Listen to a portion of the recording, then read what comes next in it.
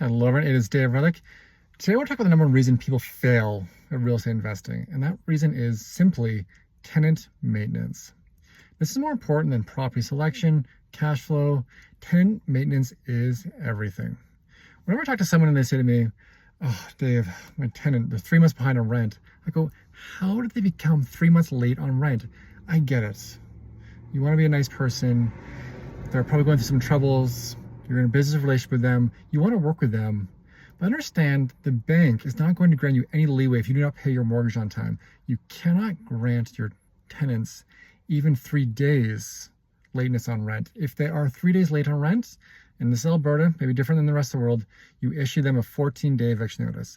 It gives them time to pay that rent within that 14 days. If they can't, they must leave. Tenant maintenance also deals with things like pets, other people living in the house, but it also deals with such items like who changed the light bulbs in a property? Is it you or is it your tenant? In this case, the tenants need to be responsible for basic maintenance of the property. And if they're phoning you for every little thing, that is going to drive you insane. And this is really what it kind of comes down to. You're not paying rent is one thing, but tenants just driving you bonkers. You're going to get really frustrated and you're going to want to sell that property and then you're done. You're out of real estate investing. It's not for you. People say that to me. And really what it comes down to is they weren't able to maintain their proper relationship with that tenant. They weren't able to manage that tenant properly.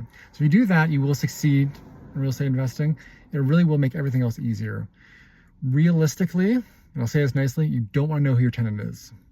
You don't want to be their best friend. You're in a business relationship with them. But if you don't know who they are, that just means they're paying rent every month. They're living there, quite enjoying the property. You're paying down the equity. They have a place to live. You're probably a good landlord who will fix the property when need be, so they're in a great spot themselves. So that's what you're really giving them, and keep that in mind.